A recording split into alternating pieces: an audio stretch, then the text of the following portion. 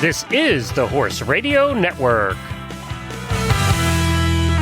This is episode 17 of Retired Racehorse Radio on the Horse Radio Network, brought to you by Kentucky Performance Products and Cashel Products. Retired Racehorse Radio is your guide to the adoption, care, and training of the retired racehorse, brought to you in cooperation with the Thoroughbred Makeover and new vocations. And we are currently live at the Kentucky Horse Park here. Joy and I are actually hanging out to record this episode, and it's going to be kind of all makeover recap slash disasters and exciting things that happen. And we're going to talk to Ellen Doughty-Hume about her, Rolex rider, Land Rover rider. And we're going to talk to her about her week.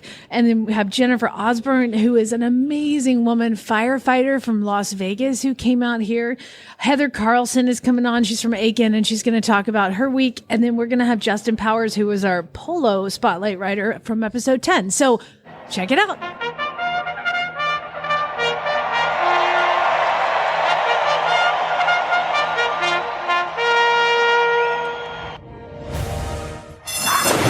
And they're off on Retired Racehorse Radio, the podcast that is your guide to the adoption, care, and training of the retired racehorse. This is Jamie Jennings from the Kentucky Horse Park in Lexington, Kentucky. And this is Joy Hills, also from the Kentucky Horse Park in Lexington, Kentucky. And you're listening to Retired Racehorse Radio. Jamie, it's been a week for you. It has. I'm tired. Well, I'm sore. It's been a lot for you and Baby Groot, but I'm really excited to hear all about the adventures, the sticky moments. But tell us your story. Well, I did the freestyle, and then I did the eventing portion, and I talked about it on Horses in the Morning this week. So here, we'll just take a listen to that. I don't want to say it again. What everybody wants to hear about is Jamie's freestyle today, and she rode a couple hours ago. It is on Facebook. Go to horseinthemorning.com or Jamie's personal page, or auditors. You can find it in the auditor room as well. So I had no idea what you were doing. I kept it a big fat secret from you, mouth of the South.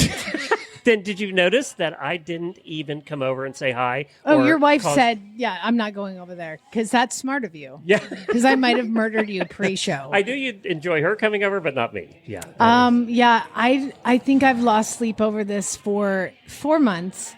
At least it lost sleep over it. And then I haven't slept at all in days because of this nonsense. This morning, I was like, if I didn't know what I was doing, I would think I was having a heart attack, because I was like panicking. My chest was tight. It was really, really, I was just really nervous, really scared. So it's not something that I've ever done. And what I did is something that I don't do. So I just, the idea of it kind of came from trying to figure out, what can I do that's a little different and something I've never done? And I just kind of challenged myself to put myself in the situation of thinking where I could go with this idea. So I had the idea of doing some mounted archery. And I mean, it started with Had you ever shot a bow and arrow before? No. I told you I wanted to shoot bows and arrows. My husband bought me some airplane takedown thing. I mean, this compound bow, I shoot planes out of the sky. And I was like, that's terrifying. I'm not. So then I was like, just give me a kid's compound bow. Bows are really hard to pull at first, too. You would never do it on a horse. I mean, it was terrifying. I was like, I'm going to murder somebody with this thing. Not on purpose. And so I was like, just give me a kid's bow. And so he got me a kid's bow. But then I have a kid who would he was 3 at the time. He'd just walk in front of it. I'm like, that's it. I'm done. Never going to do this. And so I just had the idea. I've always kind of been interested in it. And so I decided to teach Baby Groot how to do this thing. And so I just started from the very as basic as you can get, and kind of taught myself how to do it. I did have the help of Lindsay Helmuth-Pierce, our listener, who is a mounted archer. And I would send her videos, and she would lean forward a little bit more, try the jump saddle. And she gave me some really, really helpful clues. And my choreographer / music director / outfit consultant, wardrobe consultant, Kayla Mueller, our listener. And Kayla's here with us. Hi, Kayla. Hey, guys. And we also have Joy here, who is your co-host on Retired Racehorse Radio. It's a party at the horse park. So for brand new listeners who are here for the first time, this is the Thoroughbred Makeover. There's about 500 horses here? Yeah, just about. And they've been worked with for how long? 10 months. 10 months, yeah. 10 months. Okay. And you've got Maybe. them. I mean, some are less, some are more. And some came off the track after not running one race. Some never ran a race, and some were campaigners that ran 100 Some races. ran two. Yeah. So there were some campaigners here too, which probably are 8, 9, 10 years old, but they ran 100 races. So Yeah, some more horses for sure. So it's just really amazing to see. You'll hear in an interview I did with Elisa Wallace, I talked about how it's just cool because everybody has the same level of firecracker, right? And then I felt like everybody was very respectful of your bubble. Like everybody kind of has the same gotcha. You're there too. Elisa does not have the same experience, but I was like, it's because you won last year. You'll hear what she has to say about that. But yeah, it was, I've just enjoyed all being here, except for the nerves. I might be drinking, by the way. Oh, yeah, I did notice that already, which is not unusual for our shows. So let's describe what you actually did for the listeners. Do you want to describe it? Kayla, you helped out down there. Kayla was also in the prop. Yeah, she was Yeah, out there. I was in the ring. Looking good as a prop and, girl. I was a prop girl for Katniss Everdeen over here.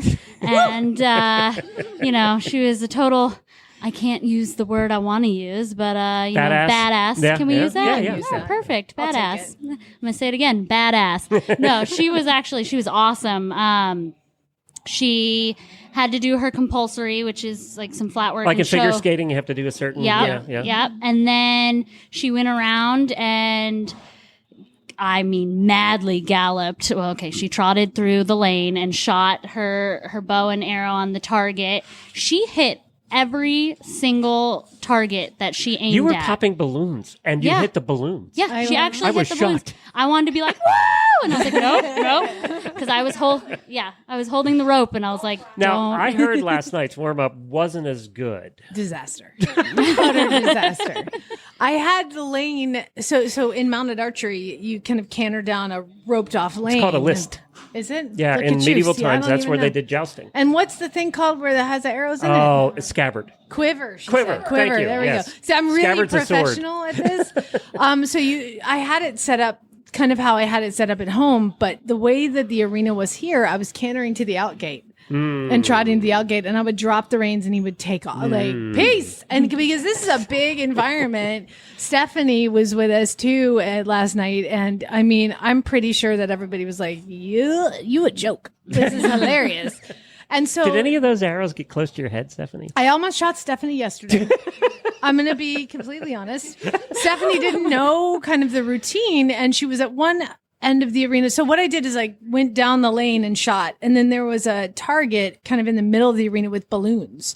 And so as I would trot back to the lane, I was like, I just said to Chad to help me choreograph it too. I'm like, well, I need to do something else. He's like, let's put a target in the middle. I'm like, you don't shoot bows and arrows without a lane or whatever you called it. And he said, well, let's just try it. So I just trot by, and I was like, how can I make this even cooler? So I put balloons on the target. So I trot by and shoot balloons. Well, Stephanie was at one end, and she just decided to just meander down to the other end. And I'm coming around the corner. I'm like, move!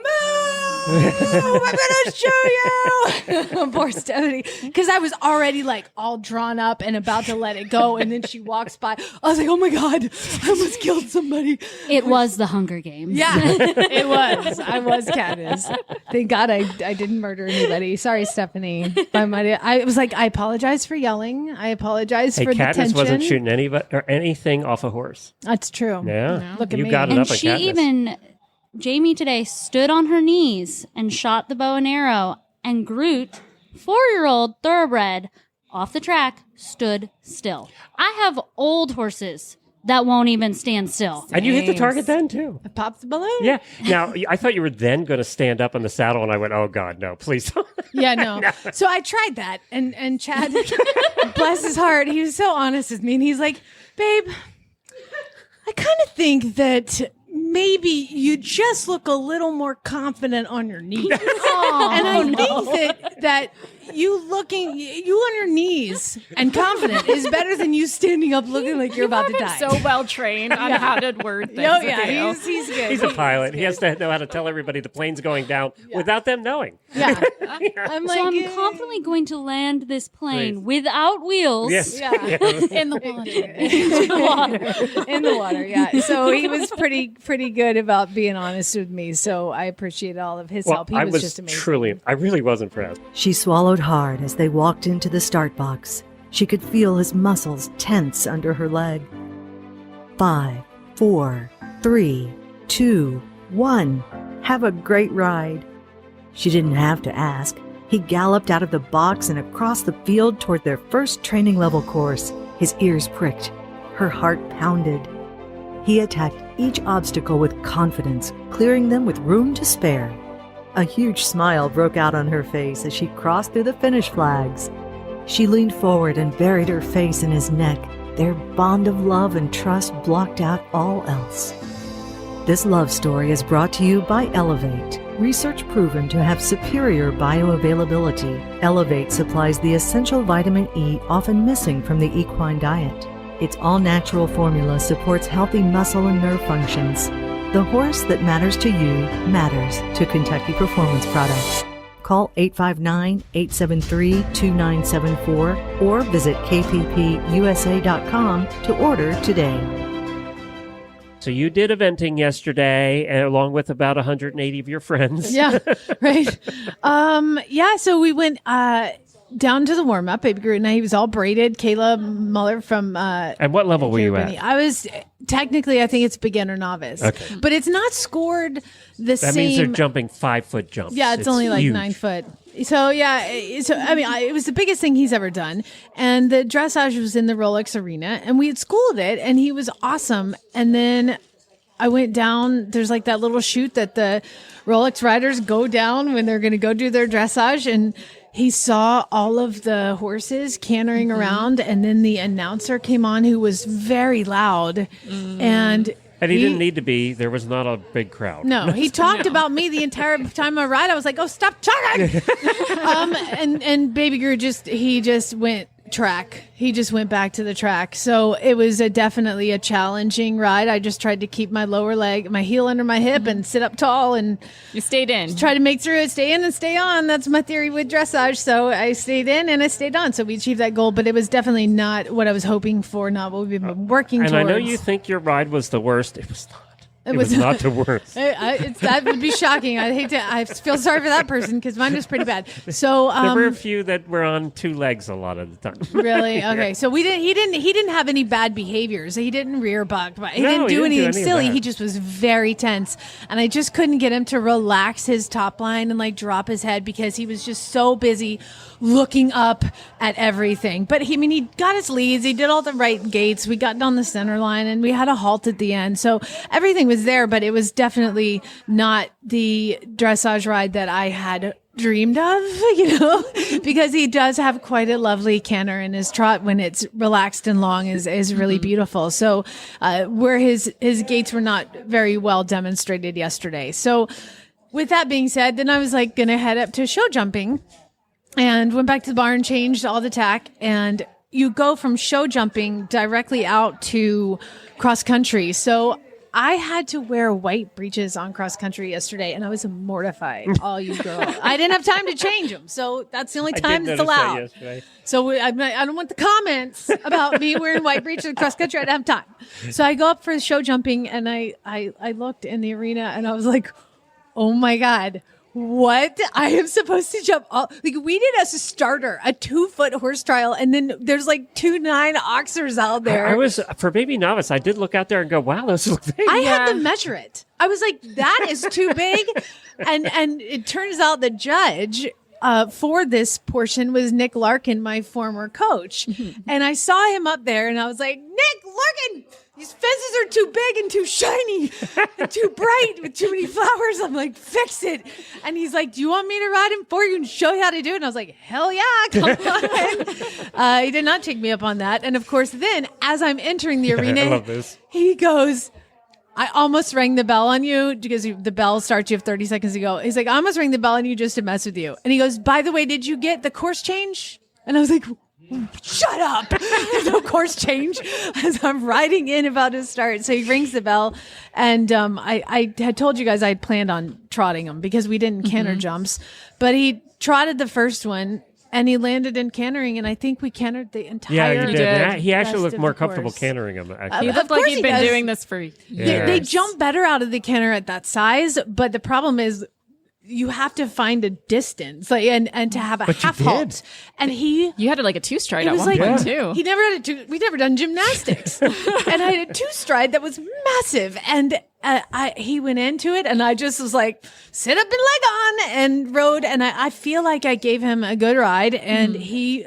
I mean, my He's God. careful with his feet, too. He is. He Well, really yeah. is. If careful means he jumped 4 foot over the top rail. You stayed on, girl. He's very Stayed careful. on. Heels down. Keep your heels under your hips, people. Yeah. So that was, I was really surprised and very elated after we went out. And I got one of the highest scores in show Did you? jumping Yeah. of the Yeah. entire thing. Now, unfortunately, that they add that score with your dressage, which was not awesome. And then they put that score together, and then we went out on cross country. And again, I warmed him up over a cross country jump that was bigger than any jump he'd ever jumped. And he kapoom, catapulted over that. And we jumped it a couple times. And I was like, let's just go. Let's see what happens. So it was different. And who was the judge on cross country? Selena O'Hanlon. So she I didn't see who was out there. Was that Selena? Selena. Okay. So she's out in a golf cart, and I rode out there. And there was no Because starting this box. is It's just different. a starting They line. do judge your cross country, Yeah. which is not And there's a done normally. horsemanship aspect of it too, which I'll get to, but you had to go through the starting line. So I rode up to her golf cart. I said, hi, I just want to let you know that this is way above our pay grade. And she's like, it's Kentucky. Just go have fun. So I was like, okay, well, let's do it. You can hear So, Selena saying that, yeah. too. And so we cantered her, just trotted up to the first fence, and he was hesitant. I put my leg on and he pinged over it and then landed and took off. He's like, okay, I got it.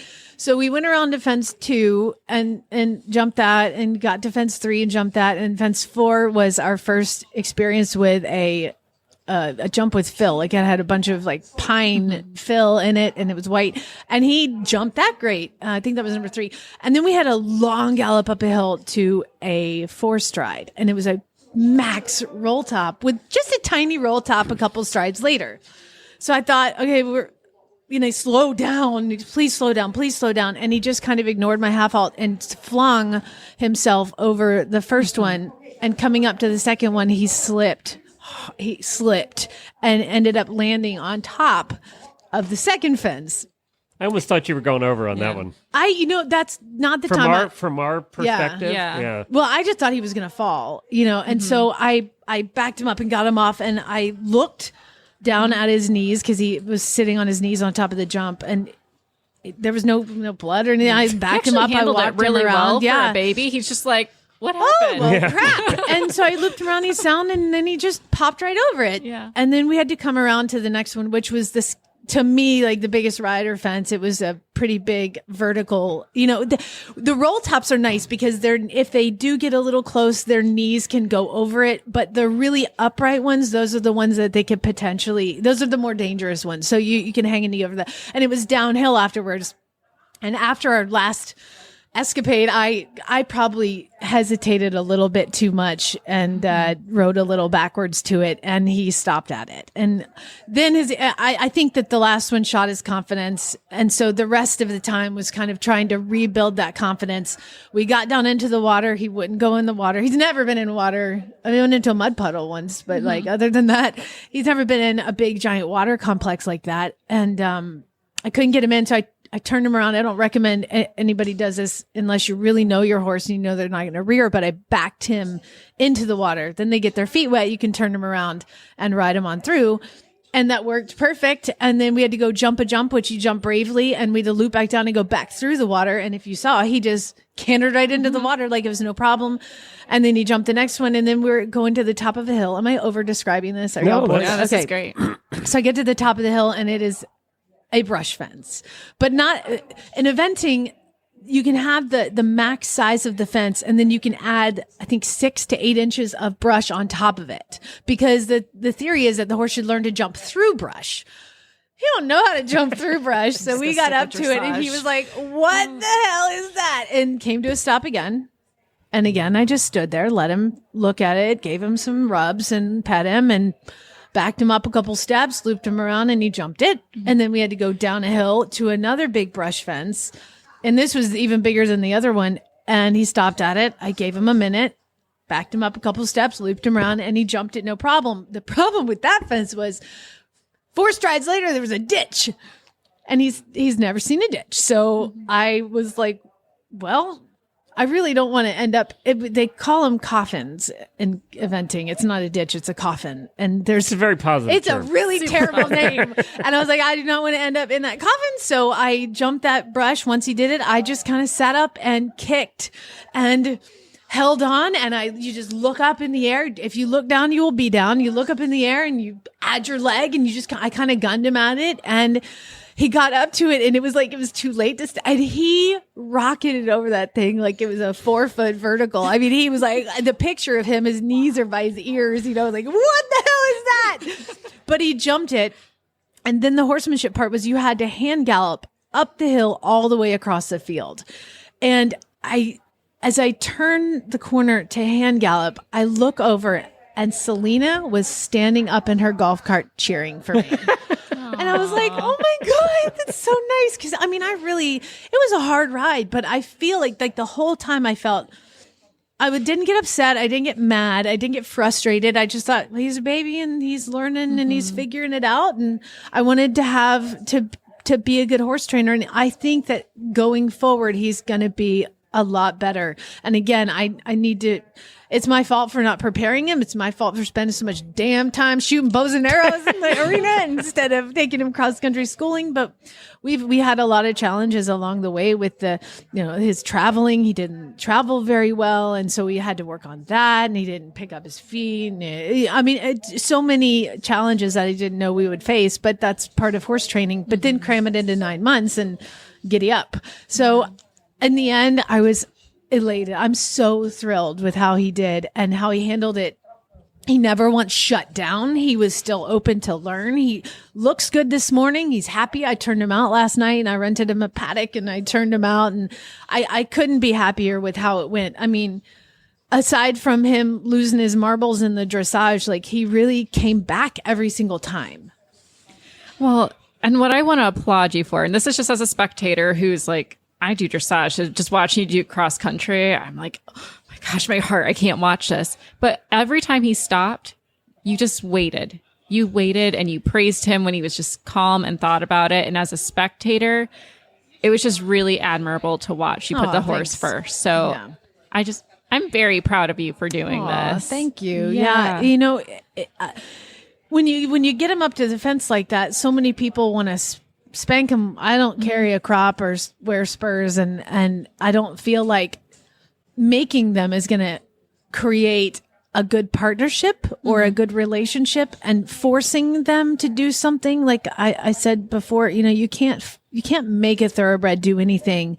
You may be able to get him over this time, but the next time it's going to be worse. So once he stopped, I didn't praise him for stopping. What I did is I praised him once he looked at it. And then what you want to do is you want to see the horse look at the obstacle and then look past it. And once they've sniffed it and looked past it, they're going to jump it. Almost every single time. So once he did that, I would praise him and tell him he was good and loop back around, and he popped over it. So, that's just like kind of, I just wanted to do right by him, Yeah. So I think you did. Thank you. You really did. Yeah. I was really, really thrilled by the end of it, even though it wasn't probably from an outsider's perspective, the most beautiful cross country round. Selena Halen stood up and cheered for me because she knew how hard I worked in that. And it was awesome. So thank you very much. I'm so glad you guys were here to see it. Thousands of people around the world are very proud of you too. Very proud of you. Oh, well, thank you. That's awesome. Now next year, you have to do 2 horses and 4 competitions. No, this is really hard. I need a break. Baby Groot is going to go home out in the 20 acres, and he's going to be turned out for a month and just be a horse. He'll come up, he'll desperately Maybe we try could to come challenge in to do something and- next year. I'm running out of challenging people. you. We need to Yeah. challenge you for something. You need to go climb Mount Everest. All Here right, you go. and now it's time to move on with the show. Casual Company helps you enjoy the ride with their full line of trail bags and tush cushions. From camel bags to horn bags and everything in between, comfort and convenience on the trail is what Casual does best. To stay up to date with the latest products and news, follow Casual Company on Facebook and Instagram. And to find their products, visit an authorized dealer or visit casualcompany.com. Well, I'm sitting here with Ellen Doughty-Hume. Ellen, how many times have you ridden in Rolex/Land Rover? 6 now, I believe. So you've been competing with alongside me all weekend, and you were kind enough to share your tack stall. So we've been able to hang out, and you're busy. Yeah, I enjoy staying busy. Baby Groot would like some more food. Yeah, I mean, you've been teaching and coaching, and you have 2 horses here. Tell us about your 2 horses. So I brought 2 horses. One is Sparty, whose summer's due, and the other is Scarlet, unconventional. Scarlet I got in April, actually right before Rolex. She had just raced, and I guess I decided, I don't know, whenever we had to decide on the horses, I picked her along with Sparty. I had already decided on Sparty, the gray horse, who I got last fall and started training him in December. And then I had to do a second, which I had about 8 others to choose from. So I picked Scarlet. I thought this would be a good experience for her and help kind of get her out and marketed and get her sold. She's super quiet, easy, amateur friendly. So I picked the dressage and the hunters for her. At the point we had to pick disciplines, I hadn't even taken her cross country schooling, so I didn't know. So I figured dressage and hunters would be a good, something that I knew she would be able to do. And I think they're both disciplines that really suit her. And then Sparty I bought last year, got him off the track, and Where? I got him from Laura Petrie. Actually, it was the NTWO here in Kentucky. She works with them and sends Louisiana bred horses up to Kentucky to get sold.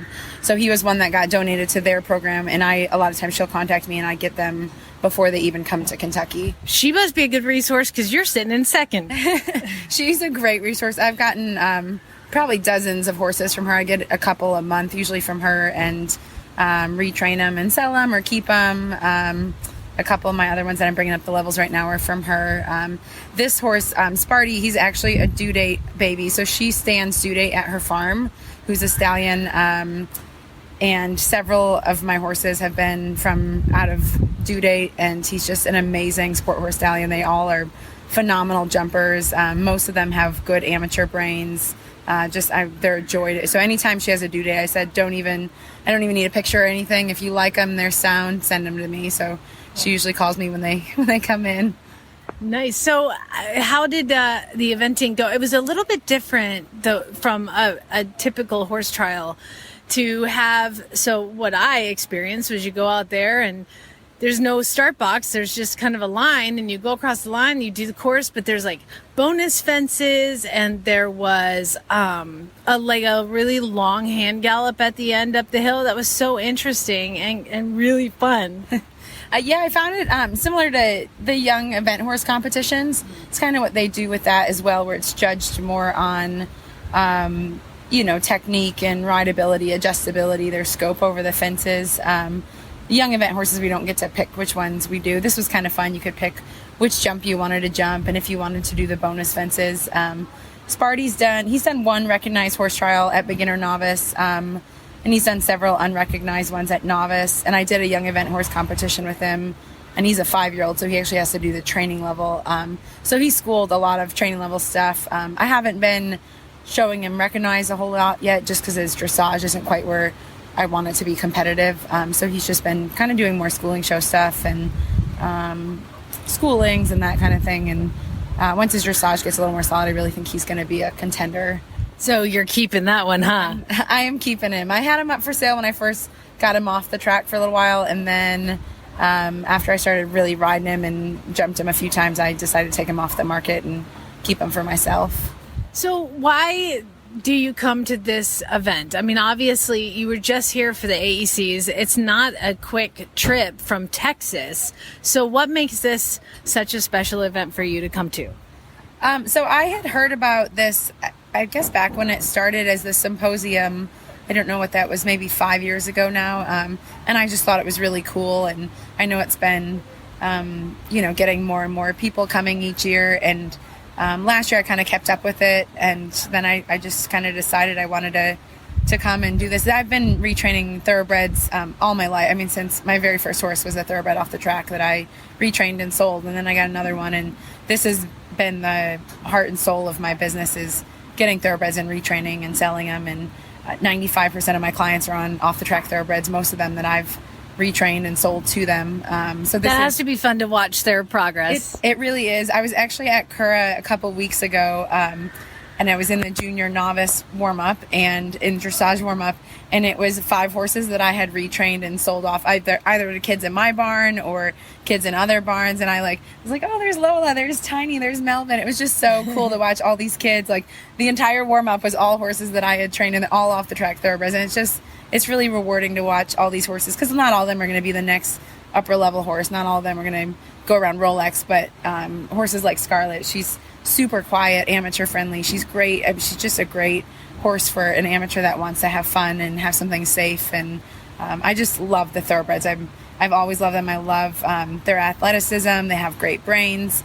They're super trainable. They've got just a ton of heart, and I just love the thoroughbreds. I've had a few warm bloods, and I still have a couple warm bloods in my barn, but I just always get drawn to the thoroughbreds. So I wanted to be a part of this, just because this is kind of what I do, and I think I just needed to be a part of it. Well, you're crushing it right now, that's for sure. So with this whole retired racehorse, off the track thoroughbred thing, you've had so many that have come through your barn, and I know one of the toughest things that I've seen here, I'm going to ask you a little bit of a training tip.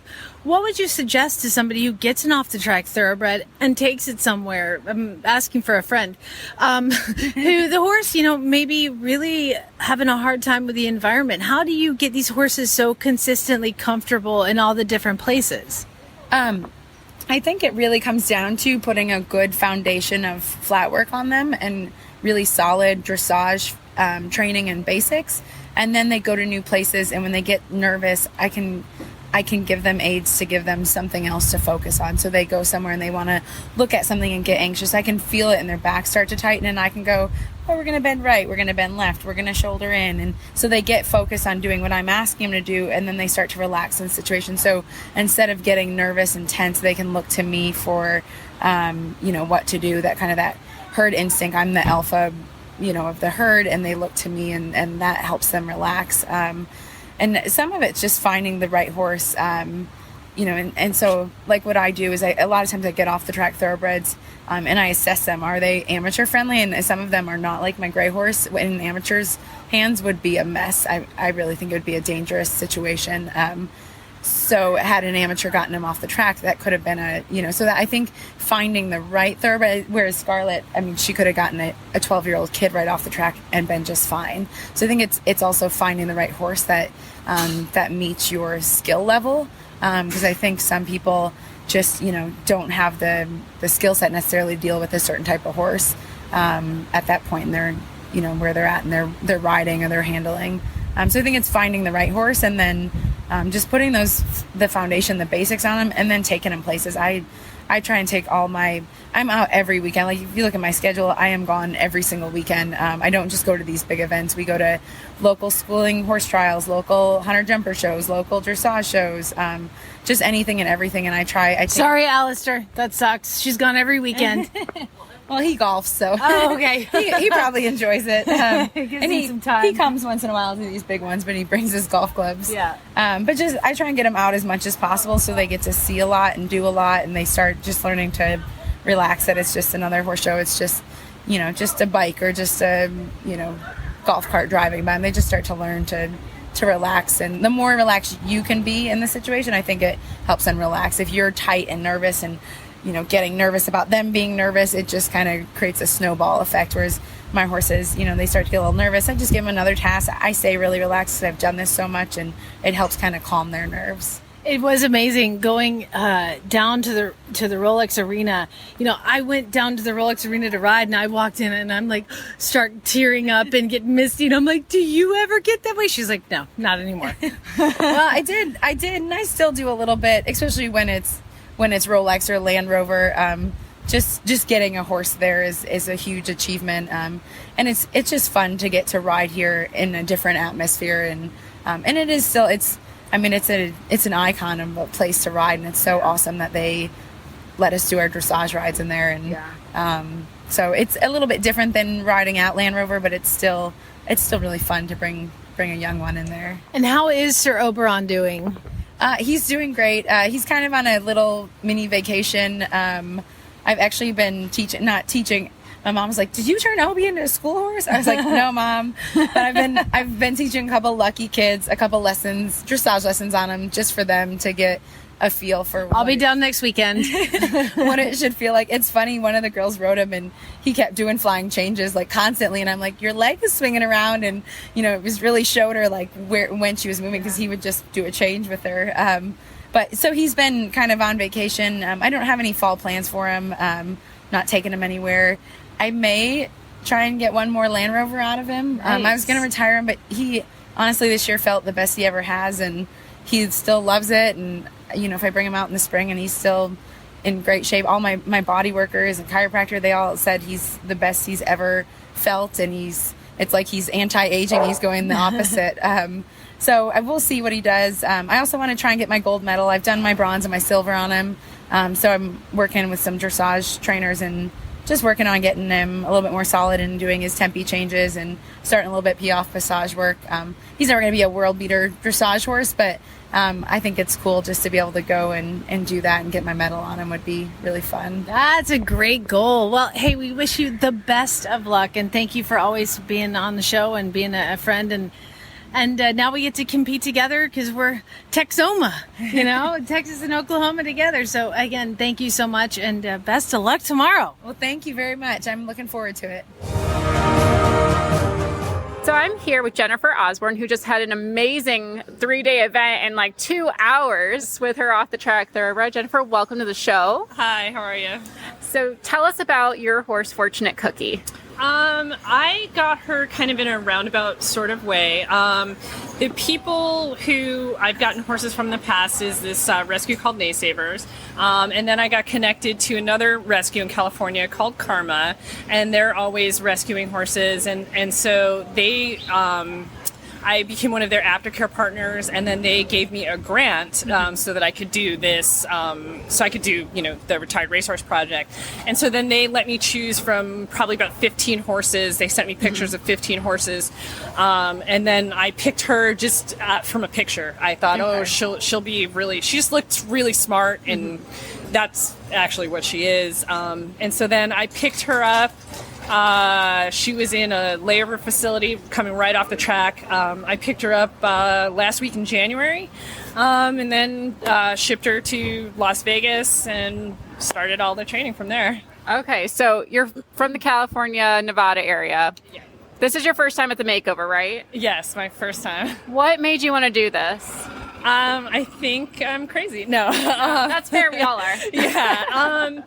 I had wanted to do it since the first year it went, but it was always just, how am I going to get there? How am I going to ship? What am I going to do? How am I going to, the cost of coming all this way, I won't even begin to tell you how expensive it was. Yeah. So that grant they gave me really did help. A friend of mine gave me another grant, which was huge, which I wouldn't have been able to do it without them. Just having that support and people who've supported the rescue over the years, I wouldn't have been able to do it without them. But I've been watching it on TV. I watched Elisa Wallace win it last year. I've always wanted to do it. Thoroughbreds are what I do. I run the horse rescue with thoroughbreds, and it's just the best way to showcase how great these horses really are. So I couldn't agree more. It's just been a remarkable experience here. And, something that we've been talking about too is the diversity within the sport too. As, a woman of color, how have you felt coming in here? Do you think this is a land of opportunity or? A little bit about me just in general. it's just kind of funny. I made a little post on Instagram when I first got here because I flew on the plane with my cowboy hat on. And I was making a little joke. I said, oh, you know, this is the first time I've had to wear a cowboy hat to get people to stop staring at me. So if you look at my life, everything I do, you don't see anyone that looks like me. So I'm used to getting stared at. I'm used to being the only one. And when people say nobody's going to stare. No. People stare with their mouth open, stare.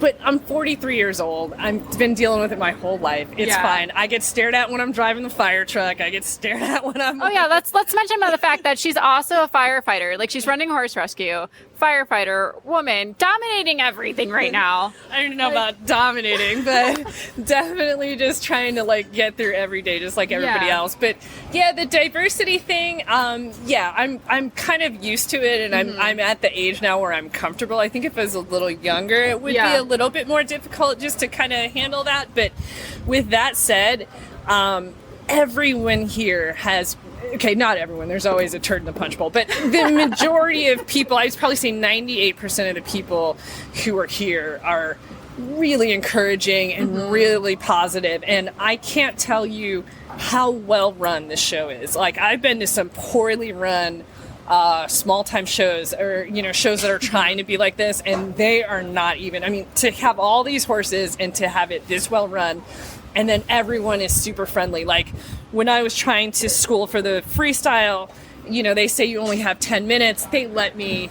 We're gonna pause real quick. Okay. I just want to be sure we're still going. Okay, we're still going. Okay, 3, 2, 1. Okay, yeah. So when we went to school for the freestyle, you're supposed to only have 10 minutes.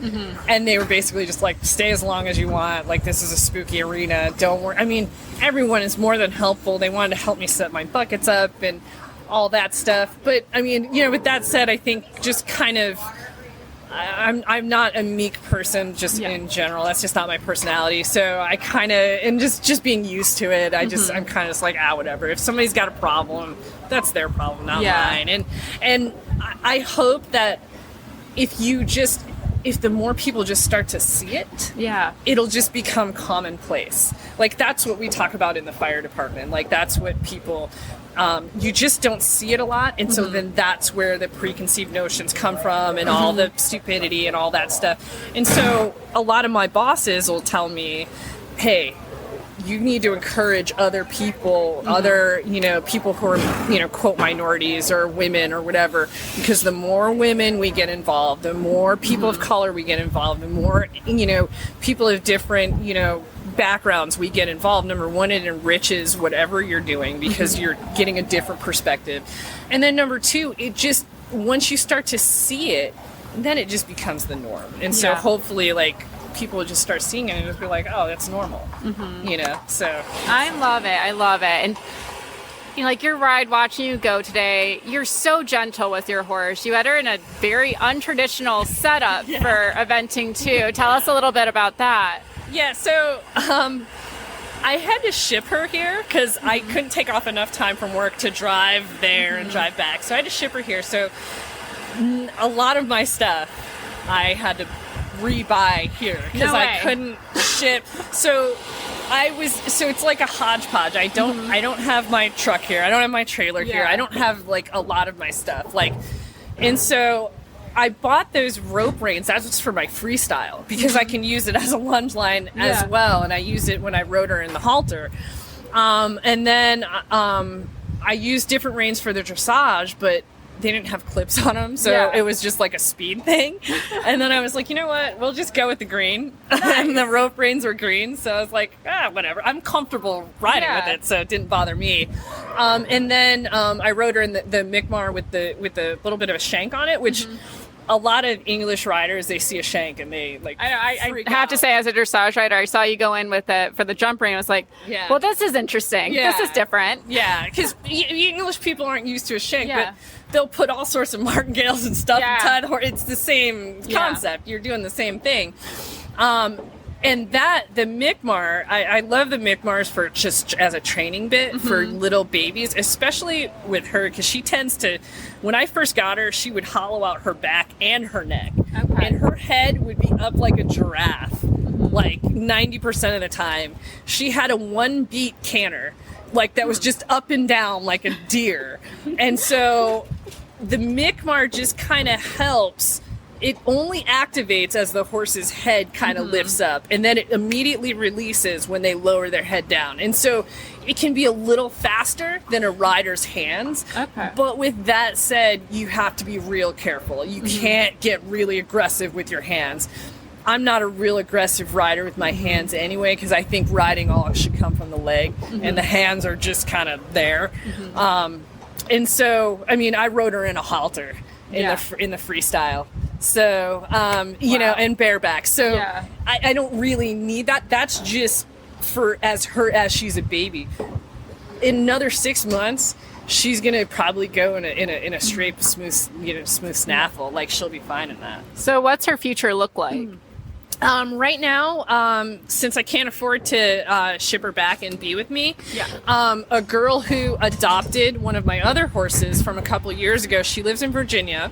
She's driving up on Friday. Oh, nice. And she's going to take her and continue her training because she's not quite ready to, she still needs help. Okay. She still needs somebody to kind of help her along, and this girl is doing such a great job with the other horse that is from my rescue, and I love her and I know her, and she's somebody that I feel comfortable that, you know, Flynn can go on with her and we'll have a lot of contact over the next year or so, and I'll probably fly back and just be involved with her a lot more, because to me it doesn't matter the number of horses I can rescue. I have to be able to see their whole future and make sure that they're okay for the rest of their lives. I would hate to see her, because she's at still all these horses here.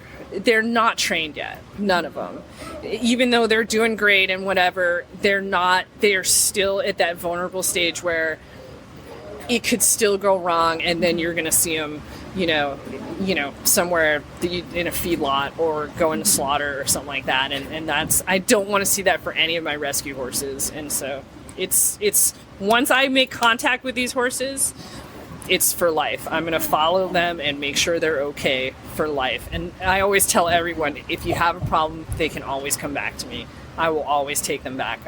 It doesn't end just when they go on the trailer. Yeah. So, Well, Jennifer, I don't know how we can end on anything better than that. I mean, that's what the Thoroughbred Makeover is about, is, you know, giving these horses that second chance, moving them forward and giving them the best start to their forever homes. And I think you're really capturing that with what you're doing. So if people don't learn more about you or find about your rescue, where can they look? You can look at my webpage at fireandicehorses.org. I'm on Instagram, Facebook, and Twitter, Fire and Ice Horses. I've been kind of chronicling everything on Instagram and Facebook, just trying to keep everybody in the loop. And I'm always super honest. I'm honest when I screw up, and nobody's perfect. So, you know, except my horse. You know, I always say that it's the humans that kind of get in the way. The horses are trying. So, but yeah, Facebook, Instagram, and Twitter, we're out there. And I would like to see this become, like, at the very least, have one on the West Coast, like the Mustang Makeover does. Because I don't know if I'll be able to come all the way back here, not for a while, but if you get one on the West Coast, I'll do it every single year. I love it. Thank you so much, Jennifer, for coming on the show, and good ride today. Yeah, thank you. Well, some of you guys might remember Justin Powers from episode 10. He was one of our spotlight riders in polo. And Justin, how did your week go?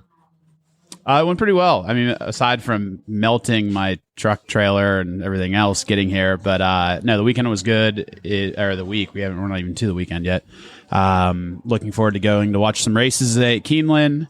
Horse did better than I thought I was going to do. Wednesday we did a little practice dry run, and that didn't go that well. So switched up some bits. That sounds familiar. Nobody's went well. Practice is for schmucks, okay? Yeah. Who needs practice? Yeah, Just get out there. Nothing like taking a bunch of off-the-track thoroughbreds and putting them back in box stalls and shed rows, and like they decide they're going to go bat, you know what, crazy. Yeah, So. yeah. It's much like the dressage, going down into the dressage, and the announcer's talking, and all these horses are cantering around. Yeah. Whee!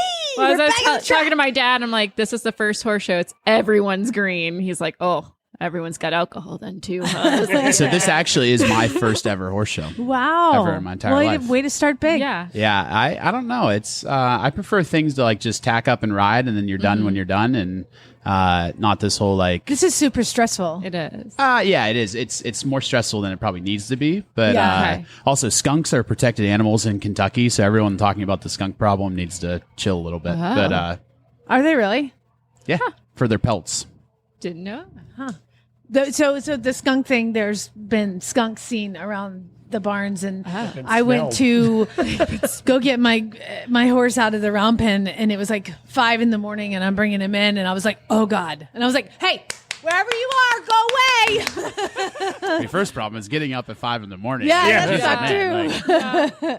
So, how is your preparation for this event? Because how long does it normally take a polo horse to be ready for polo? I mean, it kind of varies depending on the horse, but horses right off the track will probably, you're going to a year and a half before you're getting them into kind of competitive play. Mm-hmm. There's what's called green horse polo, which is, slower polo. It's more of a kind of a camaraderie, It's a fraternal schooling thing. game. Yeah. That's what Jamie and I can do. Yeah. No, I for can't. Sure. We need targets. So no, it varies based on the horse. I was talking earlier about how if I wasn't doing this event, I probably would have turned my horse out the end of August for the winter. Because she was going pretty well as far as compared to when she started, and I might have put a little too much pressure on her coming in, but. It's all right. We got it done and over with. And So you happy you did it for your first horse show?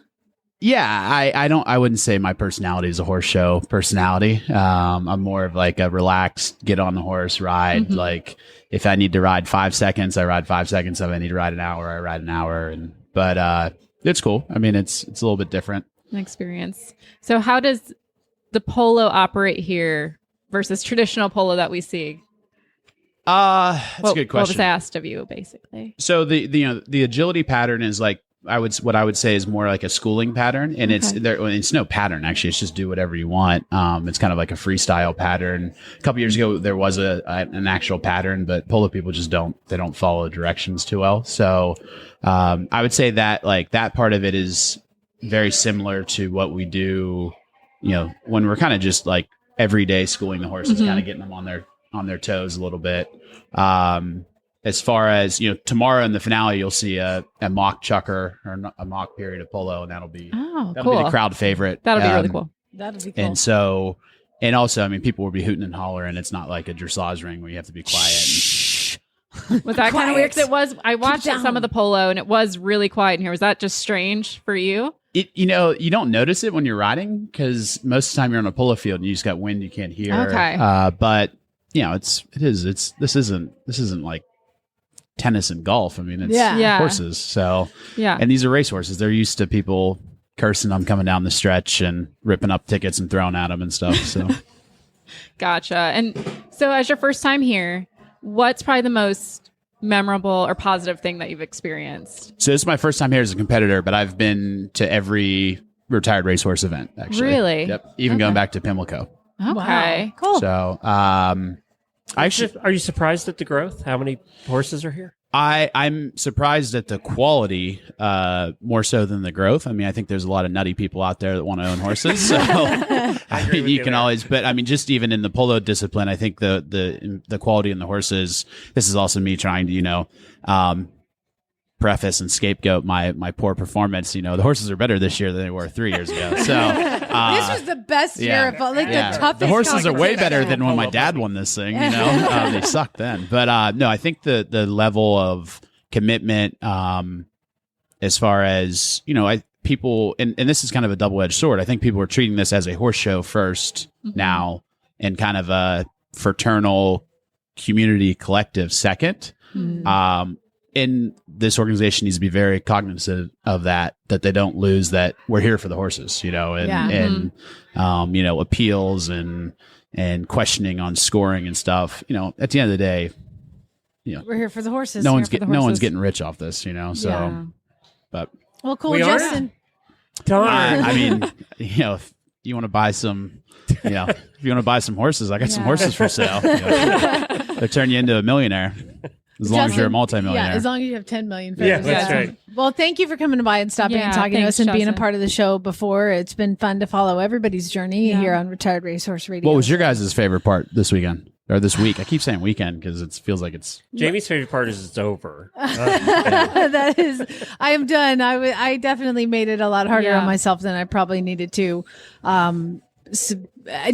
Because I just felt a lot of pressure to make everything work. I'll tell you what know? I see from just an outsider's point of view, and a horse husband not knowing a lot, is, with a few exceptions, the horsemanship, I think, has been very good. And when you watch the riders with the horses, they've been very patient when the horses didn't want to do something, whatever it was. And so for the most part, I'd say 80% of what I saw, I really liked that way. Yeah. Some good horsemanship. It's also really impressive with the kids. Like, so my sister did the team competition, and so she has 2 kids here that are under 16 that worked with her. Both are first generation riders, and they're both. I mean, at our farm they've been riding off the track thoroughbreds for the one girl for 4 years now, and she's 14. But like, even I noticed when I was riding, I came into this corner closest to the booth here, and I asked the horse, I did a flying lead change to the right lead, and then I wanted to do a lead change back to the left and turn into the wall. And she picked up the lead change, but we were running out of real estate quick. And when I was 14, I would have just dug my heel in and said, we're either going to go, butt over tin cans, or we're going to make this turn. And I'm not as coyote as I used to be, but like the kids now, you see the young riders, like last year, I think a couple junior riders won. Harry Caldwell won the polo a few years ago. Is, they're really understanding the foundation of, horsemanship, which again, I describe horsemanship as out of the saddle, from day one. What do you do with a horse? Well, you can't, with a thoroughbred especially, you can't fake it. So it's either the foundation is there or it's not. And I mean, things happen, like my horse does a lovely dressage test at home, but he went into that Rolex arena and the announcer started talking and he was back at the track. There's just things you can't control. Some things you can control, can't, but you just getting the foundation, you can't make a thoroughbred do anything it doesn't want to do. And that's what I think about the racing industry. These horses want to run. These horses want a job. They want to do stuff, and you can't force anything and you can't fake anything. So I think that the good horsemanship that we've seen is required to even be here, because otherwise you wouldn't have made it. We got to go. All right. Promise fulfilled in the 8th race. It's a lock. Going to be about going off Today, 2-1. Keeneland? Yeah. Should I bet that? Do you Yeah. have your app? There's no speed in No, the race. Glenn, I don't have a betting app on my phone. No, I would never do that. Who would have a betting app on their phone, Glenn? I have 2 on my phone. Like, My husband's listening. I would never have a betting app on my her phone. No, she doesn't have that anymore. She got rid of that when Chad said to get rid of that. Yeah, I did. It's deleted. it's for gone. fun. It's play money, right? Yeah. All right. Hey, thanks for having me. Thanks, Justin. You can find our show notes and links to today's guests on the website at retiredracehorseradio.com. Like us on Facebook and Instagram. Just search for Retired Racehorse Radio, and you can follow us on Twitter at Horse Radio. Jamie's email is jamie@horseradionetwork.com, and my email is joy@horseradionetwork.com, or follow me on Instagram at joyhequestrian. Thank you so much to our amazing sponsors, Kentucky Performance Products and Cashel Products. And don't forget to check out all the other shows on Horse Radio Network at horseradionetwork.com. And if you guys think that, we're going away after this makeover, you're wrong. We have so much coming on board. Sadly, you are. I'm excited, but it's going to be great. There's a lot of things coming. We're still going to go into the thoroughbreds. There's a lot more to cover. We also have standard breds, quarter horses, the Arabians, and I think we're going to bring some greyhounds on too. So it's going to be a really exciting time. So we're hoping you to stick with us. Don't go anywhere. Yep. Spay, neuter, geld.